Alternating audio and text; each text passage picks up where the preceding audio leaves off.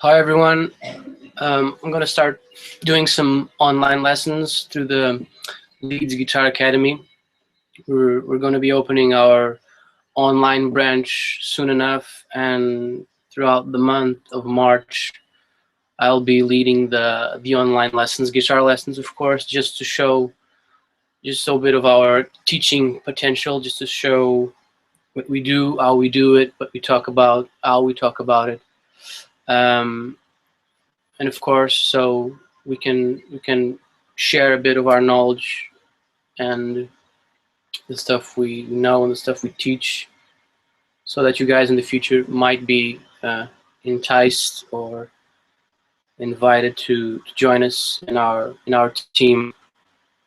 Just build on the love for music and guitar, of course.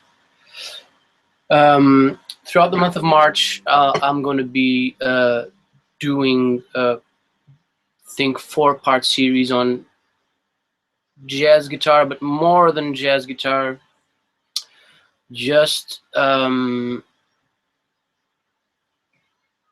let's call it analyzing jazz, but in ways that can help you with whatever style you're most comfortable or most familiar with. So there are obviously elements in jazz that are common to every style of music, but some of those same procedures or methods or whatever, we're meaning scales, we're talking about scale choice, mode choice, chords, voicings, all that can be, let's call it, jazzified,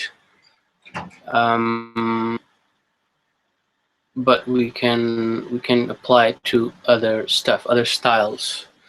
So our first lesson will just be, we're just going to be talking about a blues. So the 12-bar blues is something that is common to every style of guitar player. We all did our 10,000 hours just playing the 12-bar. We're going to do one in F. Just let me get out the sound. Right, by this point, I seriously advise you to get some pen, get some paper, get a lead sheet if you have. Tune your guitar, have your guitar with you, be ready to play, just to try out some of these things, tricks, methods we're going to be talking about. So the first thing is, of course, just revising the blues structure. Like the famous, the most known, the most used blues structure we know is the 12-bar blues, of course. So I'm doing a blues in F, so it'll be a 12-bar section or chorus in jazz terms. So it's a 12-bar loop of chords, of musical progression. So if F is our 1, and here we're introducing already a really important concept, the 1, the tonic chord, the chord that organized everything else from here on is F. So this is our 1 chord, our place of start and finish in our song, in this case 12-bar blues. And everything that we do is either to develop from the 1 to something else, or from that something else to get back to 1 as our base, our first and last and most important step in the musical progression that is this. So the F is here. So in a 12-bar, what we have is, we start with the F for 1 whole bar. We go.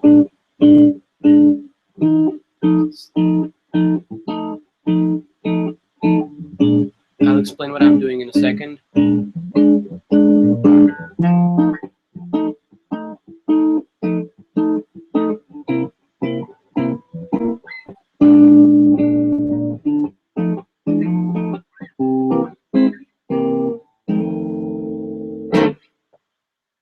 So what we have here is a simple 12-bar. So we have an F for 1 bar, B flat for another bar. So 1, 2, 3, 4. 1, 2, 3, 4. Then we go F again. Repeat it. B flat, repeat it, F, repeat, C, B, flat of course, F, C. So we completed 12 bars. What's the first thing we always need to know and we always need to think about to start working and developing just a language, not even a jazz language, just any kind of musical language, being either accompanying somebody over this progression or soloing over this progression. But we need to know, and these are some basic harmony concepts that you all should be aware of before starting to really get into any kind of music, to be honest, because those tools will help you just navigate through the song. Is at least a knowledge of the scale, major scale, as the notes, as the 7 notes in the scale. The modes would be, of course, the modes are something quite harder to, because the 7, some of them we use so little that we might know some of them, but not all of them. Or if we know all of them, some of them might not be as mastered as others. By this point, we need to know the major scale, so I'm going to do the major scale in F, which we won't be using blues, but let's hear it anyways.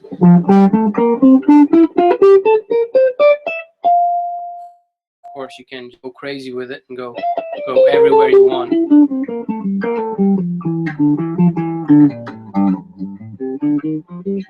Mixolydian, sorry. Just go all over the place. And referring again to the modes, you might not know all of them, but if we're playing a blues, you might at least want to know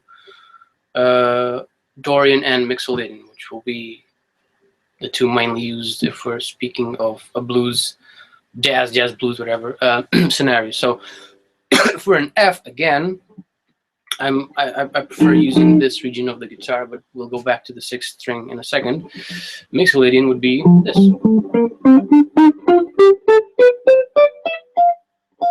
Sorry.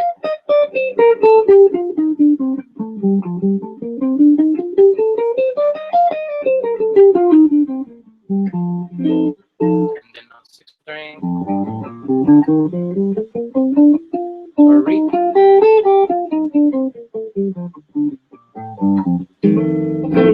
So what we have here is the most, theoretically, the only mode you should be using on a 7th chord. So, and the major difference between this and the major scale is exactly the thing that defines the scale, the chord, and the sound of the blues, which is you do the scale normally as the major scale. So 1, 2, 3, 4, 5, 6. We're speaking of the notes. But once you get to the 7th, add a major 7th, which we use in the major scale and gives it the major 7th sound, which should be quite a smoother and more light sound, more. It still is jazzy, it still is usable in jazz and other stuff. It's quite used in jazz, of course, but it's not the blues chord. It's not this. It's not that mixture of some kind of stability, but with girth, with like dangerous elements to it. So that's where the Mixolydian comes in. You have the major scale with a flat 7 instead of a major 7. So this is the note that defines the chord, and it's the note that defines the scale mode. Right. So and the other one is Dorian, which is our, if we don't want to go really jazzy with it, it will be our normal, it's called normal scale for a blues. So it would be an F. I'll just do a quick loop of just the F. So 2, 3, 4.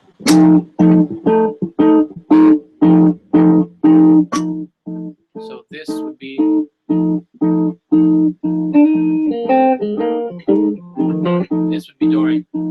this would be the sound that we're used to hearing over a blues. So mainly pentatonic, of course, but then the major sixth and the major ninth.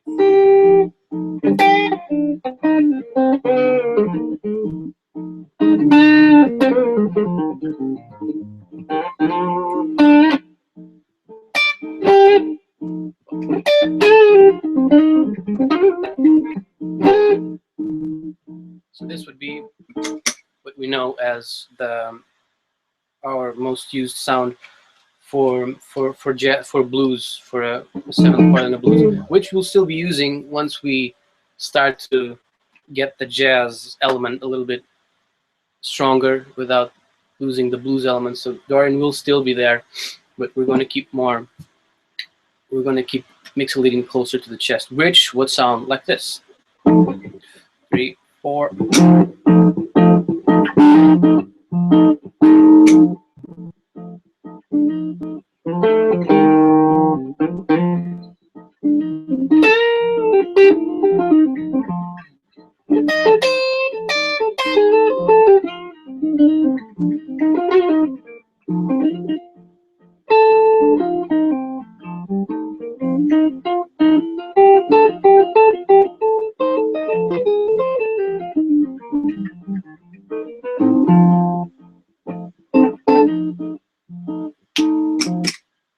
So this is quite a happier sound compared to Dorian. So these are some of the many elements that you should have mastered by now. Not a massive, crazy mastery of the scales and of the modes, because that takes a lifetime. Everyone's always learning a new lick, a new way of just looking at it. Just, oh, all right, I never thought of it organized in that position, or associating one scale with another, thinking of it like, all right, I knew this one and I knew this one, whatever, but the way they mix together, this new way of sliding into the new one, this is new. So all the little choreographies that we learn with our fingers, we're always finding new ones. So don't bother with that. Don't bother learning all of them, because that takes years. That takes a lifetime. The other thing we should know is, of course, the knowledge about scales and what notes are the important ones when we're regarding the scale, and when we're regarding the scale as a piece of music that has to move from a place of rest to a place of dissonance and tension that then has to be solved again into another place of rest. So basically the 12-bar blues is the epitome of that, is the simplest and most efficient progression that just goes to those specific chords and resolves. So we need to know that the one is obviously the one. It's the place of rest. Then you go to so we're in F, then we go to a B flat. A B flat is the 4th F, because if we move scale, if we take it step by step, it'll take us 4 steps counting the F to get to B flat. So we have F, G, A, B flat. So 1, 2, 3, 4. B flat is the 4. And the only new note we have besides that is the C, which is the 5th. Same process. We go F, B, G, A, B flat, C, 1, 2, 3, 4, 5. So we're either using the 1, the 4, or the 5. So what does this mean? What are these notes? What are these chords? And why does this particular order exist? So basically, 1 is 1. It's tonic. It's a moment of rest. The 4, along with the 2, which we won't be using for now in this progression, is subdominant chord. So it's a chord which has some tension to it. It does need resolving. It does want to go to another place, but it's not as bad as a fully fledged dominant chord, which would be the 5, the C in this case. What happens is the 1, because in a scale you have 2 moments of danger, of poison, which is the 4 and the 7. Which, and once you get them together, this going back to major scale, F major scale in this case, it's a tritone. So this is how you measure how like poisonous your chord is, or how much tension it has.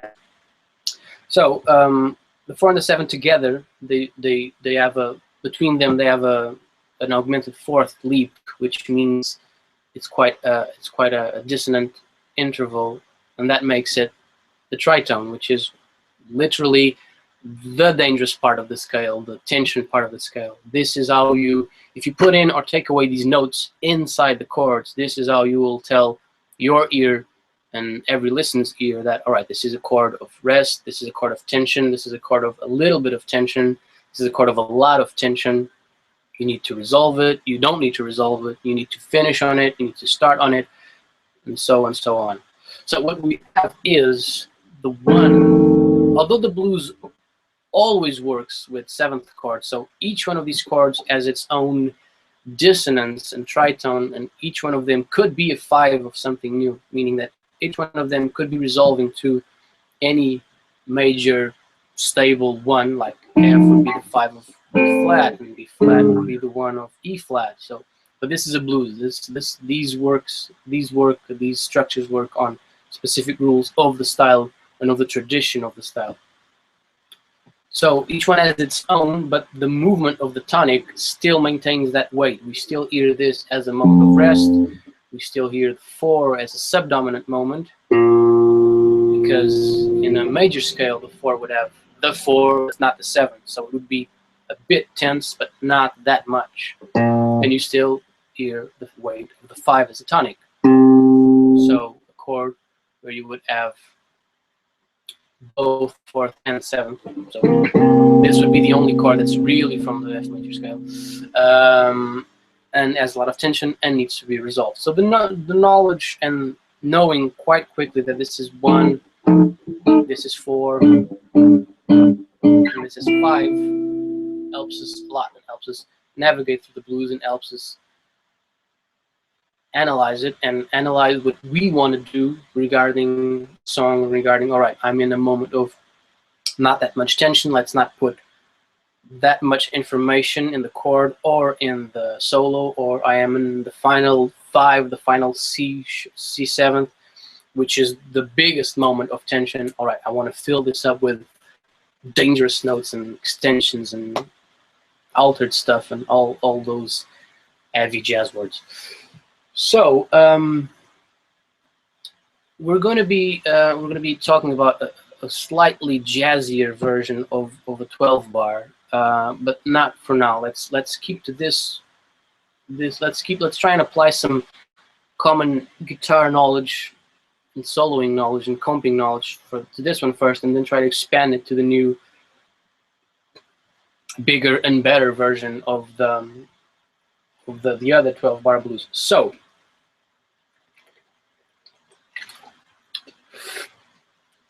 the first thing we should use is it's know the modes. We've talked about it. So if we're doing a 12 bar, just the first thing is always, because if you have the knowledge and you know the chords and you know what you're going to do, then you get this like torrent of information that, all right, I know what I have to use, but you then need to manage it. So you need to, piece by piece, bit by bit, incorporate that massive knowledge that you accumulated in the paper, in your head, in your solo. So you'll have to, little by little, take the veil off and show slowly that you know these things, and you know these structures, and you know these chords, and you know these melodies, and you know these scales, and build up your solo. If not, you'll just be overplaying, either technically or melodically. So that's a possibility as well. So first thing is, all right, I know the modes, I know which modes I'm going to use, but how am I going to use them? So the first thing you should really do is, right, have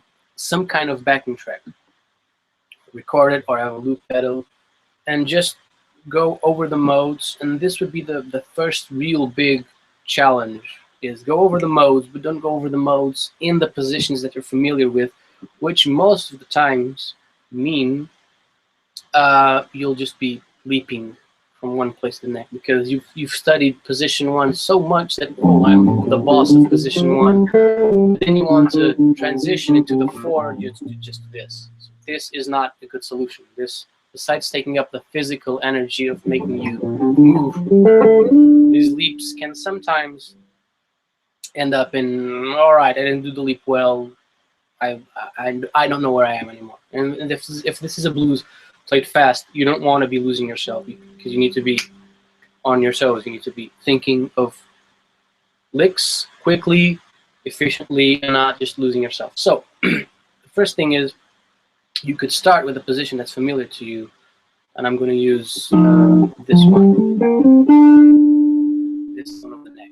But instead of leaping, once I get the B flat or the C, instead of leaping to a new place, I'll just be, all right, where are those scales that I know, but in this position? Where are the notes of the new scale, but in a way and organized in a pattern that I won't be losing myself once I get to the four. So if this is your one,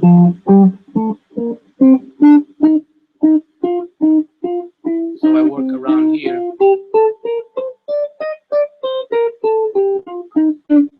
So I'm just going over the scale. This will be mixolydian. I'm just going to use mixolydian for now. You then have to find, so hypothetically this is where my lick would finish, or my exercise. Then I'd have to know, all right, B flat is coming, where is B flat? Far away to another complete different zone of the guitar, where is B flat? So just play.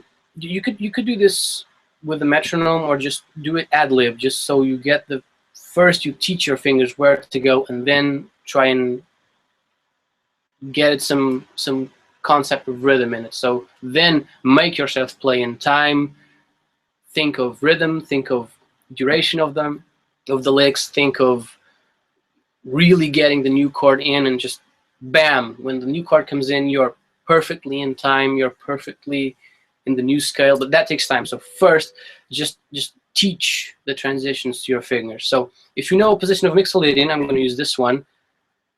Stay a bit in it, just noodle a bit. It doesn't mind that it's a bit of noodling. But then when you think you're ready, jump into the new scale.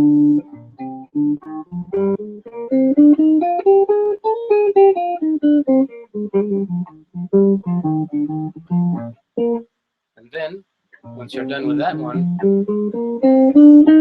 go back to the new one. Okay, sorry, the old one.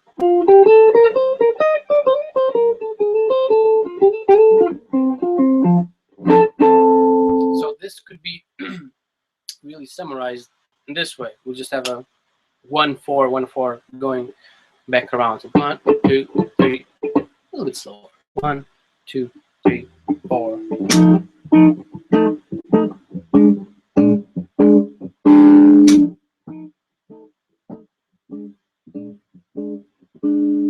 So 1 and 4. First, do quarter notes.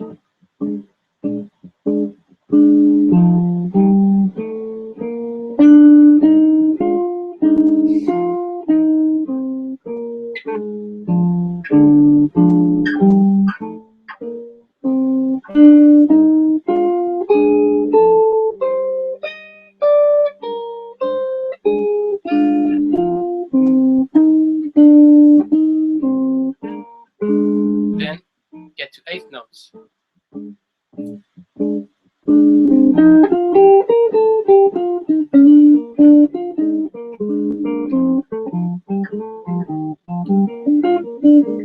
Real triplet, sorry.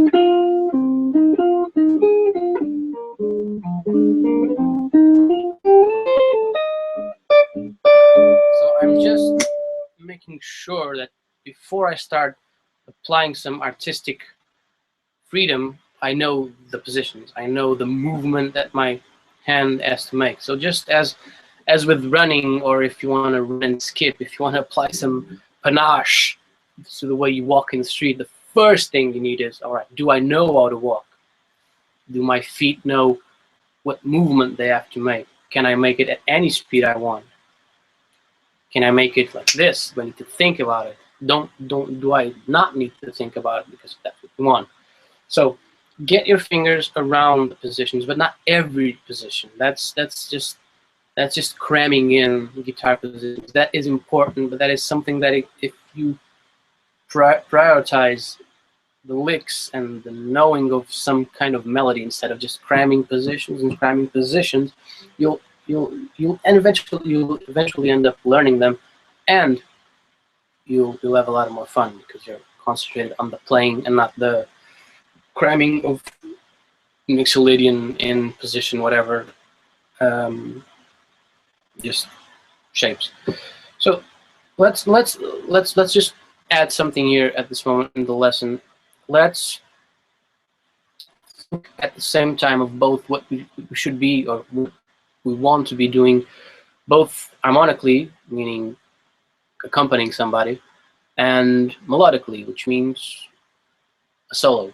What would be a solo moment for us in the song? So step one of melodic modes. Know your modes. Know your theory that helps you know your modes. In this case, the seventh chord always tells us, all right, I need to use mixolydian. Same for the C, same for the B flat, same for the C.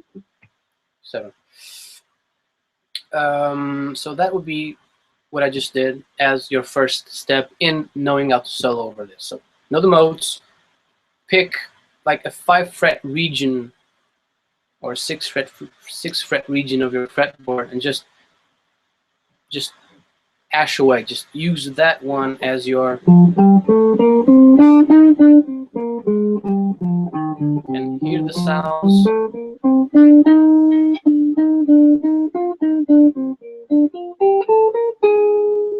Really know, like both physically and sonically, know the notes that change. At the same time, know the notes that don't change, because you can create some type of like pedal note in your solo.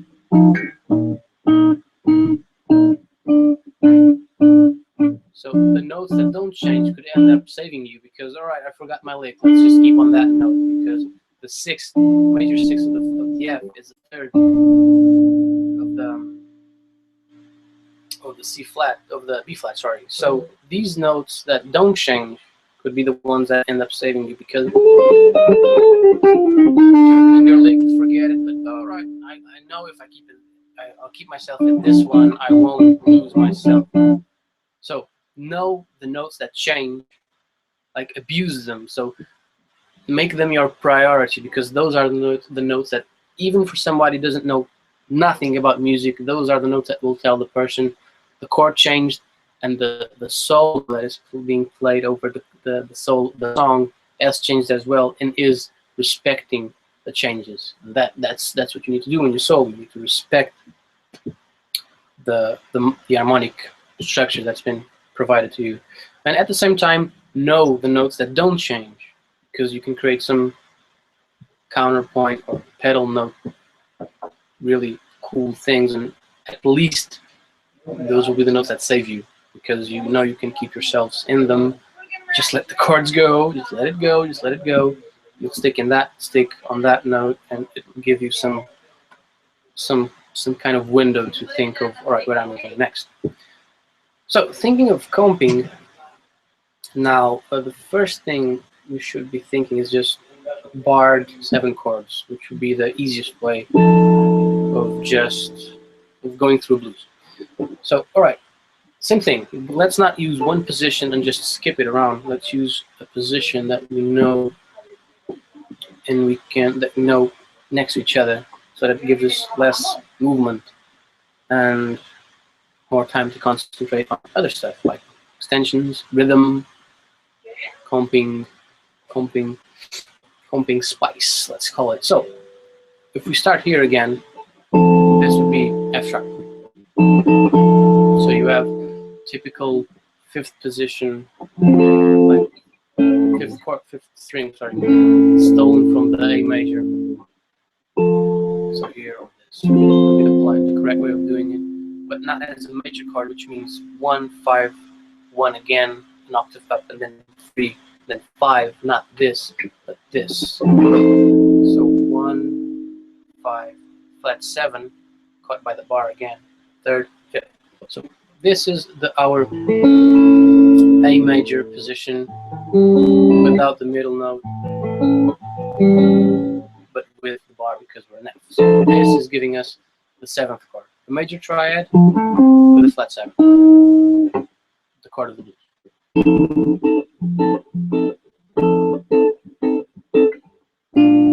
Right, so we do have closer positions, but let's keep 2 bar chords for now. So the closest bar chord for the B flat, at least for me, would be this. Would be position 1, stolen from what is our E major, but 7th, sorry. So what we do here is you can do it this way, which means you put in the 3rd finger to do a 5th. So in this case, you would have 1, 5th, flat 7, 5th, 1 again. But it's just, for me, it's just too much of a chord, because if you're playing, all right, you could be playing blues in a trio, and you wouldn't mind having this power chord starting it. So you'd have a power chord, and then all of the meat comes next to it. So the 7 comes in, the 3rd comes in, so all of the interesting parts come after it. Like a blues rock trio would probably benefit from that, because you give some meat besides the colors, so you would be adding to what the bass is doing. But if you're playing in a more traditional blues way, which would mean at least another guitar or a key player, you don't need too much extra in the mids. So this would just be confusing. This is just meat. This is just to thicken up the chord. So you could just do this, which is exactly the same thing, but I take this off, but then I have to avoid the 5th string, because you aren't allowed to play a perfect 4th over a 7th chord. So it would be 1, 1, B, flat 7, 3rd, 5th, 1, skip the 5th string, and the same position for C. Same thing. You can use the muscular version or the unmuscular version. All right, so this would be now a small but solid notion of swing could be used. So this would be our basic comping chords. So now we'll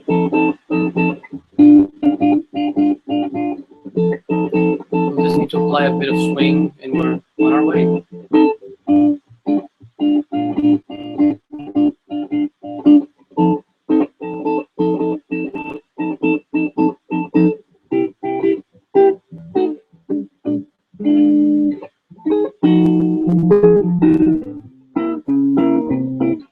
Sorry. So now you just need to apply a bit of a swing sound, meaning a swing rhythm to your chords of da da da da da da da.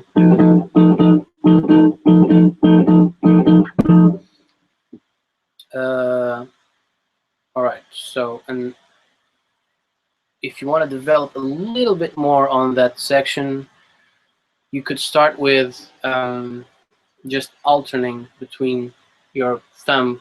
I'm hiding my pick, so when I'm comping, I'm using fingers. So between your thumb and the rest of the chord, either being a big chord or just a shell voicing, which means 1, 3, 7.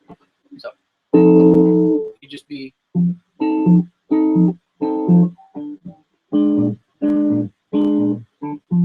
So I'm doing the same rhythm, the swing rhythm, but I'm doing on the downbeat, I'm putting the thumb, which is doing bass note, the tonic, and on the upbeat, I'm putting the rest of the chord.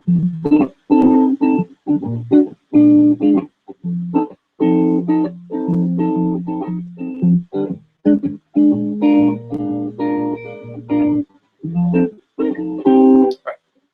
And sometimes you could skip. So this would mean by this point, this would mean write it as a rhythm phrase, meaning that if it's swing, it's eighth notes anyway. So just write a 4x4 bar. Sorry, eight notes, and just you could like circle the ones you want to play, just as a basic guide to what your right hand should be doing. So let's imagine, for example, we'll only be playing the ones, so all the upbeats and the downbeat of 1 and 3. So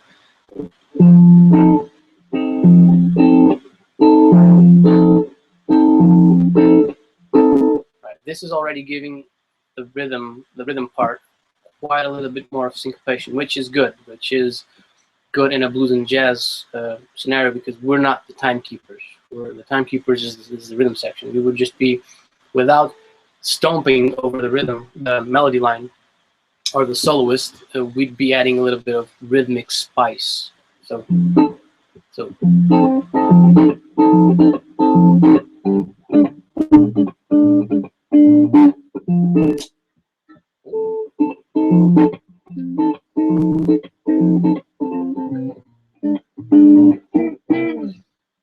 And you can do this with anything. So draw up a 4x4 bar, the eighth notes, and circle the ones you want to play.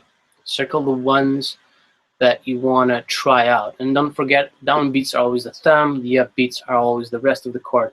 And really experiment, because what you'll find is you can go really specific and really crazy with it, because it's not just, all right, let's focus on the upbeats, which will give it a more light and airy sound and syncopated sound, or just let's focus on the downbeats, which will give it a more down to earth and really stable and rhythmic and heavy sense. But every one of those eighth notes, every one of them will have a different effect on your rhythm part. So even if it's the upbeat, if it's the upbeat of 1, it'll sound different than the upbeat of 2, the upbeat of 3, and so on. So really go for it. Really try out different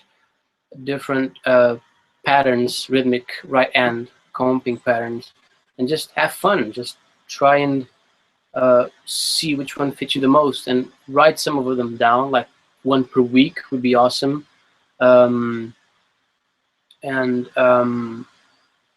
Like get 1 down per week, and in no time you'll be quite better. Because the thing is, at least the thing for me when thinking of comping, is the more you know and the more small rhythmic patterns you get in your head, the less, of course, this is obvious for everyone, the less you need to think about them, and better than that, the less you need to be thinking at all. So when I'm comping, I'm really not thinking anymore of eighth notes or swing or whatever. I'm just counting on the drums to, without obviously losing myself in time. I know that the stabilizer of time is the drummer and the bass player. And if I need to, my rhythms part can be helping that gluing in. But mostly I'll just be having fun, because the knowledge of rhythm is so flexible that once you get these down, you'll see, all right, I know this, can I stretch it into this? And then you can, and then when you know this, you can stretch it and stretch it and stretch it and stretch it. So if you have a good rhythm section, your comping play can go haywire, it can go completely crazy, never out of time, but completely syncopated and really awesome to hear over, like, because you have this really solid bass rhythm section, you'll have this on top, you'll have this really structured and well-written melody, and in the mids comping section, without shaking the boat, we'll be adding a lot of stimulus, just because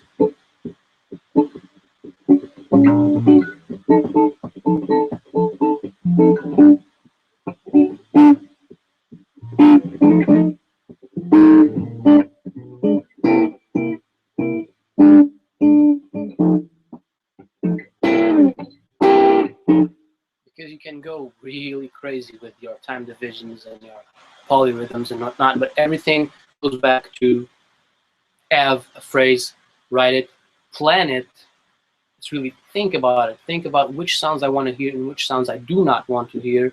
Try them all out. Try how it affects your comping section with the rhythm section, with a possible rhythm section or a backing track, or with a band, of course.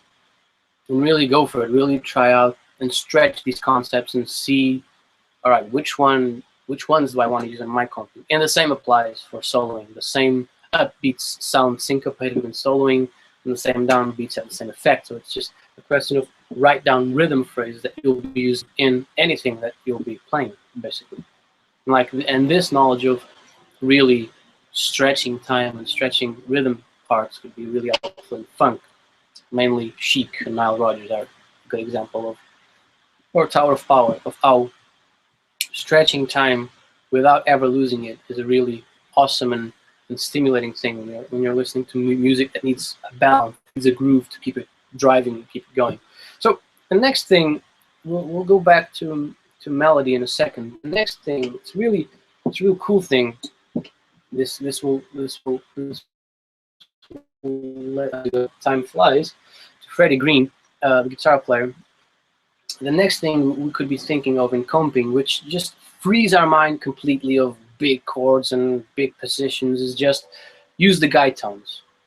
Meaning that in a blues scenario, this is just perfect. It fits perfectly. Use the guide tones. The guide tones are the 3rd and the 7th of your chord. So once again, we're going to use this F, and if this is our F, our guide tones, thinking of this position, would be our flat 7 and our 3rd. So we'll just take this all out and just quite neatly put this. So in an F7th, our guide tones are the 3rd and the 7th, which are A and E flat.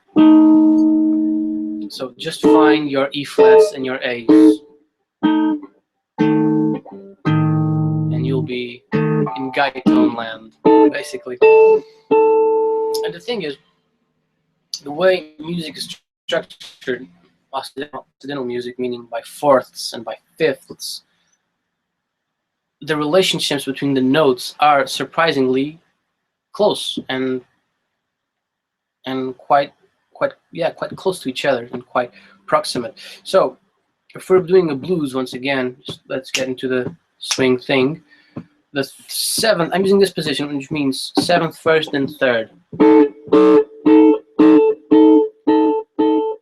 Here's my B flat. So from this to this, I did this. Done. Chord done.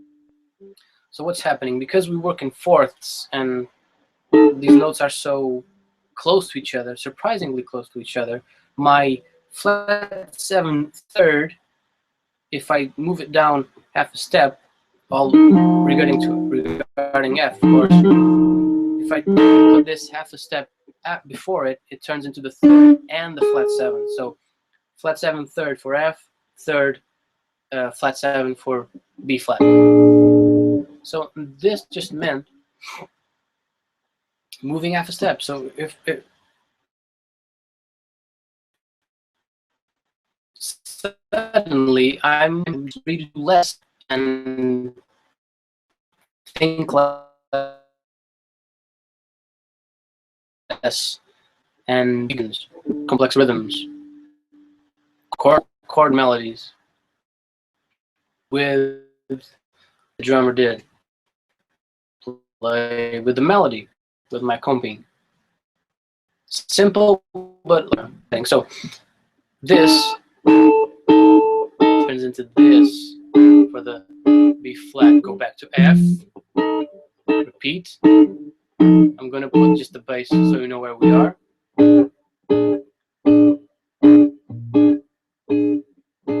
Back to F. Always using the 12-bar structure. Now to C.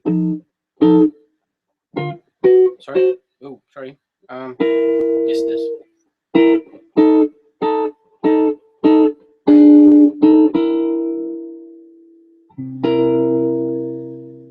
So it's just this. So this is my F a step before. It's my B flat, F a step up, my F again. And if I need to go, if I do go another F step, it's my C. So I need to do this, and I have the whole song covered. Easy peasy. So F. Think of the bass, it usually helps.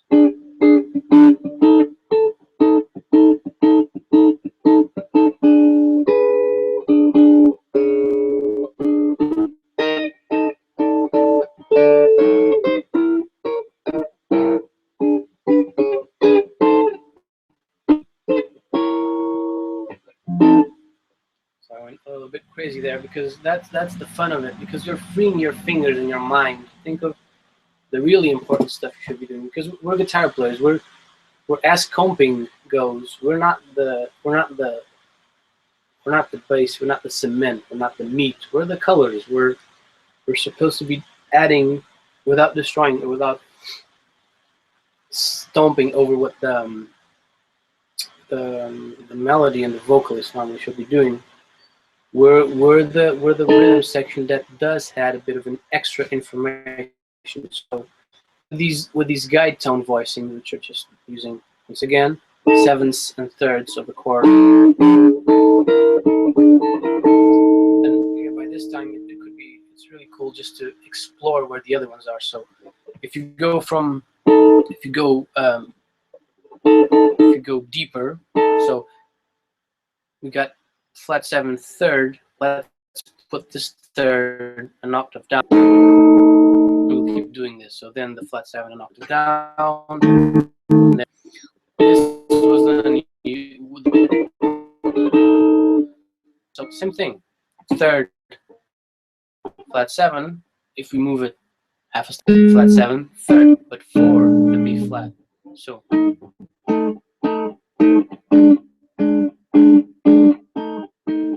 same thing. If we move half a step up, we get our C. Right. And just for the curious out there, because he's the master of comping in this section, because he worked in a big band, he was just he knew that he couldn't be that busy, so he just used thirds and sevenths while doing the chords. And this would work in any kind of music, in any kind of musical scenario, being it jazz or not, because like a 2-5-1 would work the same way, even if it were like a funk thing.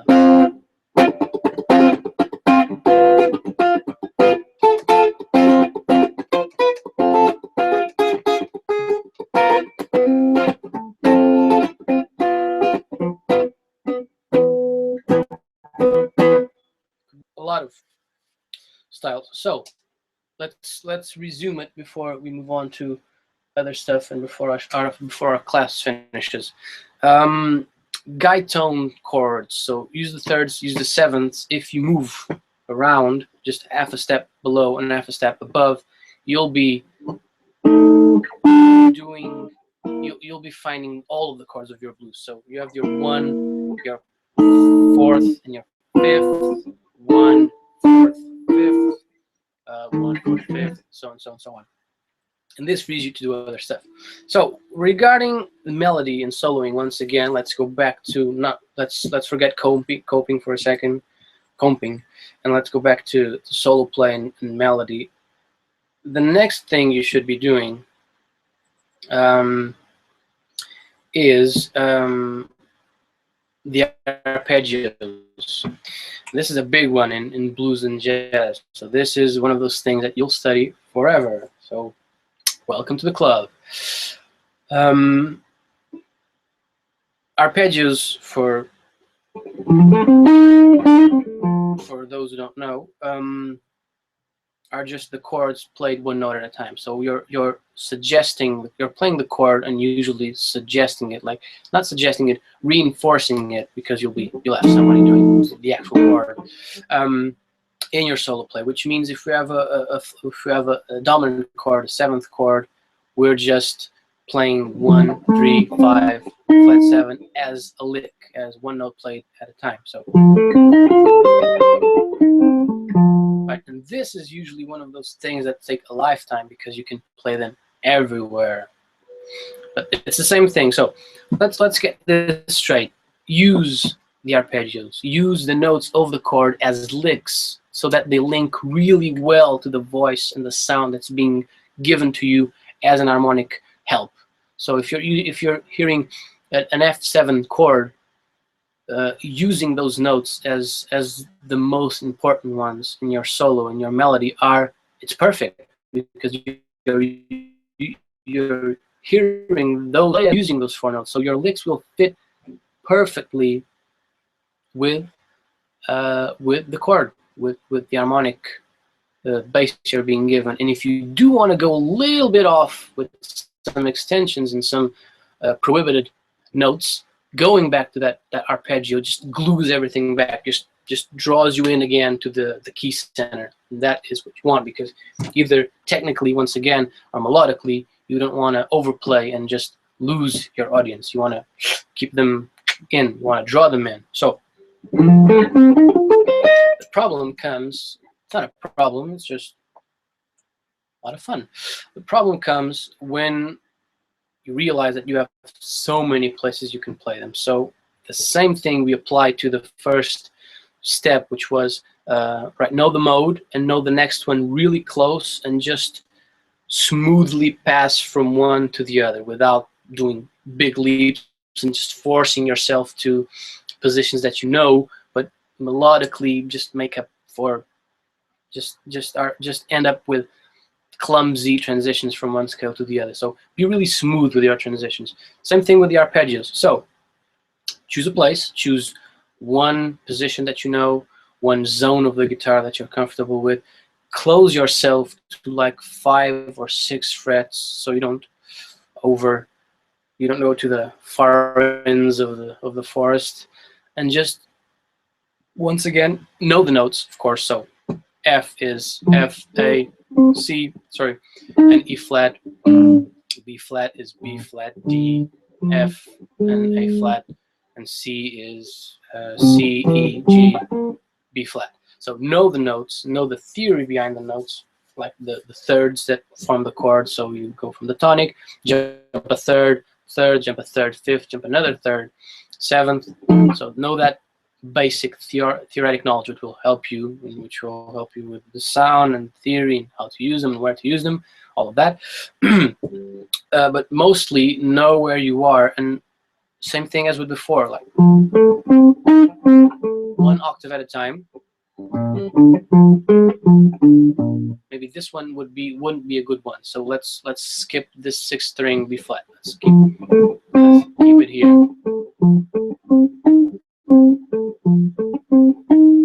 And then, still keeping on the F, do the other octave.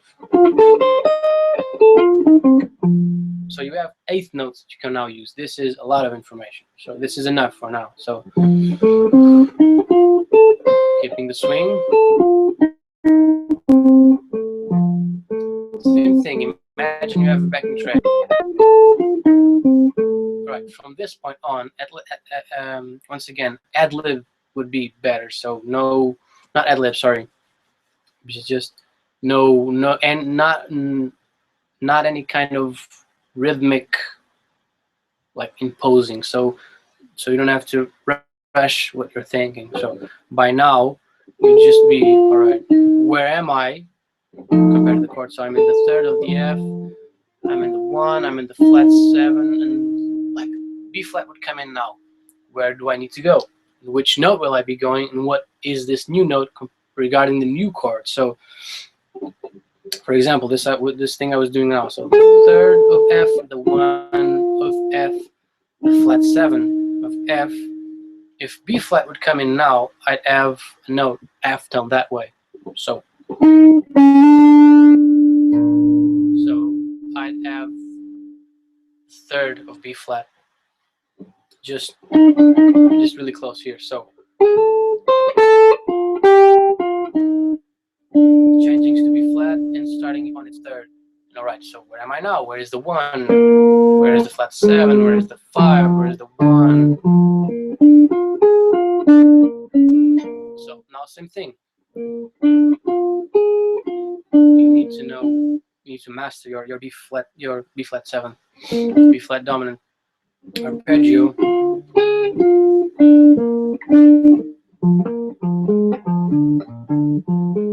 And then once you're comfortable with that one, all right, now it's time to get back to F.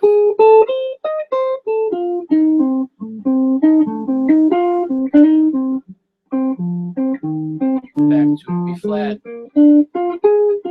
So this is just you have to mash. It's quite it could be boring, but it could be also really stimulating. It's just how you organize your studying, how focused you are, because you could challenge yourself to little steps and little goals that you can be keeping up once a week, once a month, once every 2 weeks. Just little goals that you could be imposing on yourself. So like the rhythm part, just do 8 notes, do quarter notes, the zone of the guitar, specific transition points. So I always want to go from the 7th of F to the 3rd of B flat. Wherever I go, I always want to transition from one chord to the other using those 2 notes. That is awesome, because you'll have to funnel your notes. You'll have to, like, all right, wherever I go, I can go as crazy as I want, but if I don't do this, I made a mistake. I didn't discipline my lick. I didn't direct it to where I wanted it, and that's really tough. That's really difficult. But at the same time, if you do accomplish it, that means you're focusing your licks. You're focusing and giving real discipline to your licks. So it's not just licks. It's licks for the purpose. It's licks knowing where they want to go next, and that's a deadly combination. So the first thing is, and once again, don't try and do the old thing first. Just try and train the parts in the song where it does exist some kind of transition. So the first one would be the first flat. So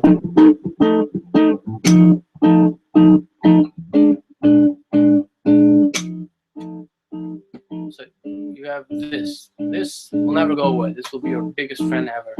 So you just train. And don't try and go really crazy. Just keep it simple. So it gives your time in your head time to think about, all right, I want to go here because this is this note and the chord is coming. So just not just automated. You really know the note, the sound that you want to do. You want to play. So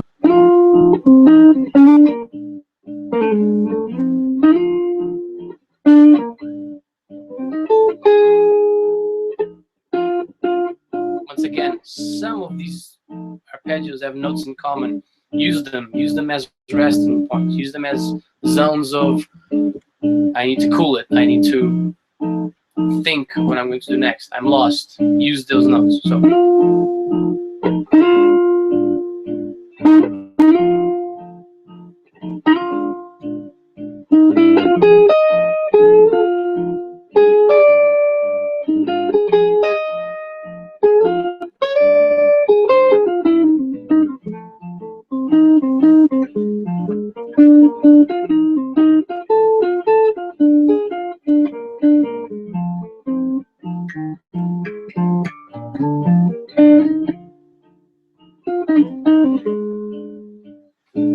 So really, just choose one position. Transition to the other.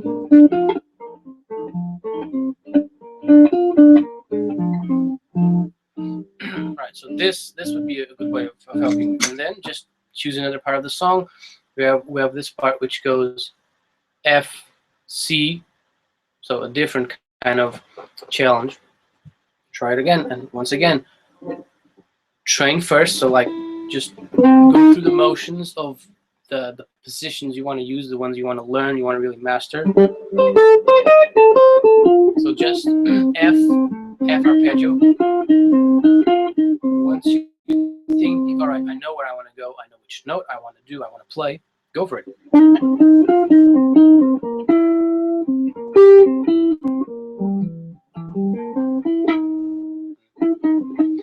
And that's the one thing the guitar has that at least the ones I know, maybe I should know more, but the guitar has a specific advantage to it, just a physical, visual thing, not even as an instrument, which is you can see, you can literally see, and you can store it as visual memories, those places where the notes are really close. So even if I do not know the note because the song is so fast and I've just lost myself, or I'm in the zone and I'm not thinking of notes and functions anymore, I'm just thinking of sound, and I'm just thinking of choreographies, of little movements that I've taught my hand over the years, over time. You can really see those notes and those transitions. So sometimes visual is your best friend. So the third of the C is really close to the flat 7 of the F. So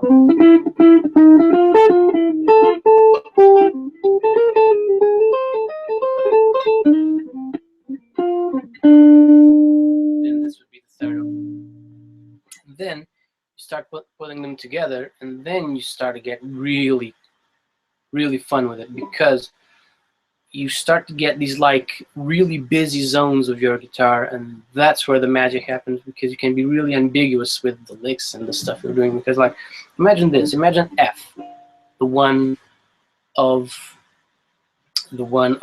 F. So if you go down a half a step, you have E, which is the third of C. If you go down another half step, you have E flat, which is the 7th of the F. If you go down another half step, you have D, which is the 3rd of the B flat. So you have this, it's like if you stack them up, so if you stack F arpeggio, B flat arpeggio, C arpeggio, you get like this big block of notes that you can be using sometimes quite freely, because 7th chords can take those wrong notes. So you start to get these really like red danger zones of chromatic notes that you really can like go crazy with it, because the song will take it. It's just so heavy. All right, we'll be, thanks to the modern wonders of technology, if anybody, or when anybody watches this and has some kind of doubt or question to ask me, please, really, please do send me an email, send me a Google Plus message, a Facebook message. I really mean it. Like, in the future, 100 years from now, if somebody sees this video, I'll still be alive. Ask me a question about anything, because next week and the next week and then the next week we'll be developing over these subjects. We'll be trying the next big thing you should be doing over these chords and these kinds of functions and music and sound, basically. So if you do end up seeing this and want to watch the next one, but you feel you're underprepared for the next one, give me a shout out, send me a message, give me a call, and we'll just go through it slowly, just a little bit slowly,